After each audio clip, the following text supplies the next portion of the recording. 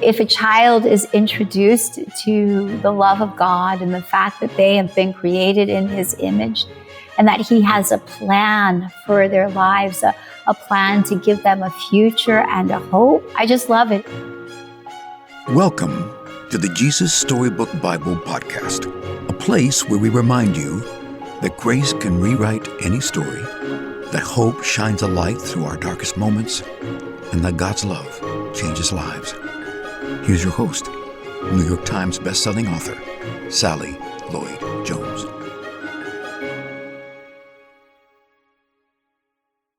Hello, I'm Sally Lloyd Jones, author of the Jesus Storybook Bible, which tells the story of God's wonderful, never stopping, never giving up, unbreaking, always and forever love.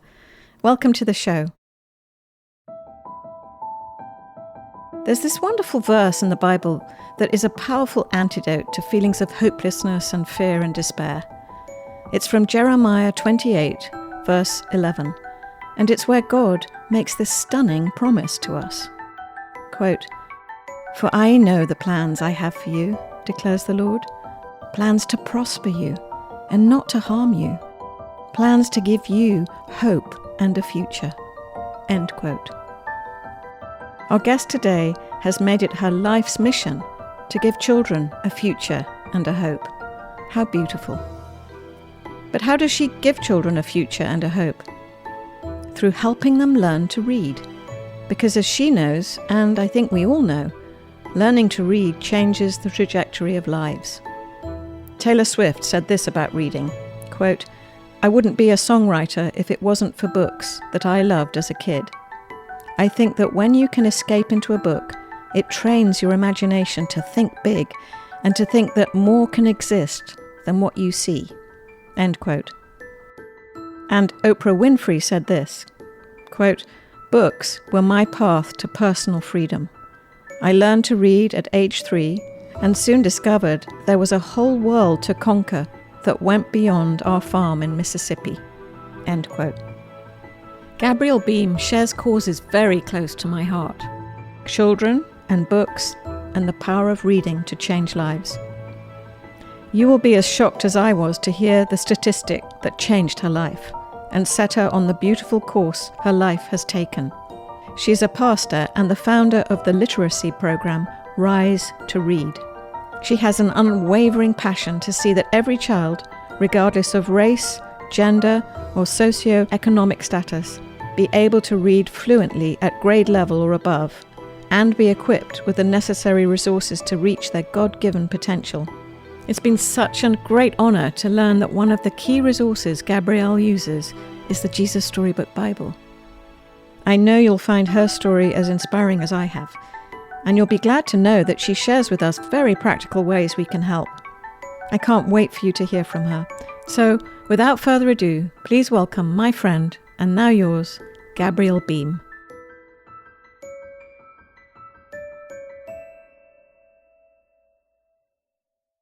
Rise to Read started because my life collided head-on with a statistic that rocked my world. I was just attending a conference that one of my friends had invited me to, and I heard that 76% of the children in the city of Bridgeport who attend public schools are unable to pass a third grade reading literacy test. That number was staggering in and of itself, but by fourth grade and per curriculum, the children are no longer taught how to read, but are required to read to learn. And that is such a predictor of future success that the prison industry actually uses the test results to determine how many prison cells will be needed as the children get older. And so it's created what's become known as the school to prison pipeline. If you look at this in Bridgeport, children unable to read by third grade, they stop teaching them how to read by fourth grade, and 60% of their graduating class are functional illiterates. That just rocked my world, and I just thought this can't really be true, like in America. And sadly to say, this isn't just a Bridgeport problem, but we see these kinds of statistics, these same numbers and percentages, like in urban centers all across the country. And so these children, even before they've started, really don't even have a fighting chance. The classes are overcrowded, and it really, the teachers are overworked. There's no extracurricular opportunities for these children at all. For Rise to Read, we actually work with public school teachers here in Bridgeport. They've written our curriculum, and we actually use the Bible as the basic primer to teach the children how to read. But we have some phenomenal teachers that have rolled up their sleeves and gotten into the trenches and have really gotten to work. And then this is being duplicated in other, like, poor districts across our state.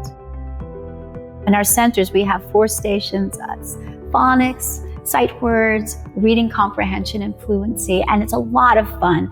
We have volunteers. We've probably trained over 200 volunteers now, and they're from 16 years old to 80 years old. It's really easy to help a child. And we have now seen, like, some of the most difficult parts of our communities. We've gone in, pitched tents, had vacation, Bible camps, helped the children how to read. We have actually seen, like, housing complexes, when all of the children come, start to transform, children falling in love with school, and it just turning around.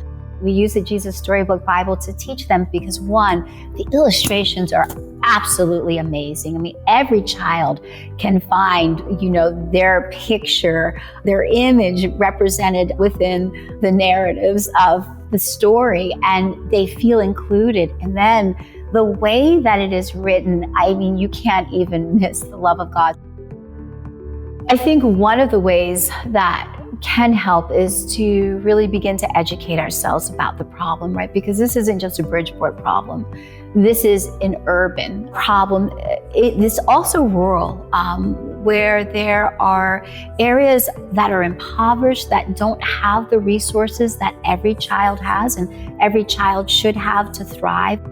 You can also establish a relationship with your local school to see if you could just help to volunteer to be a reader. Even just reading books to children at a very young age helps literacy tremendously. So yeah, I think really just knowing about the problem and getting involved and realizing that it really doesn't take an exorbitant amount of time to be able to change the trajectory of a child's life.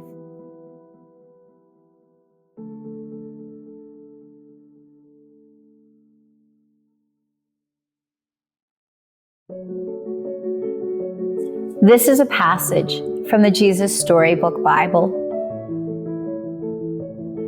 God gave David that song to sing to his people so that they could know that he loved them and would always look after them, like a shepherd loves his sheep. And one day, God was going to do something that would inspire thousands upon thousands of new songs. God was going to show his people once and for all just how much he loved them. Another shepherd was coming, a greater shepherd. He would be called the Good Shepherd.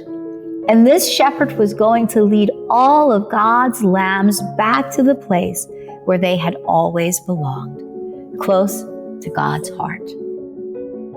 If a child is introduced to the love of God and the fact that they have been created in his image and that he has a plan for their lives, a plan to give them a future and a hope, as a good shepherd would, as someone that is always there to watch over and that is really just wanting for the absolute best for them.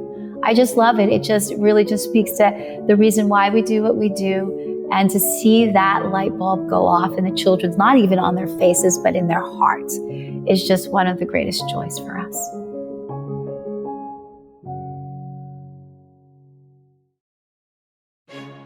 You can get the Jesus Storybook Bible wherever books are sold.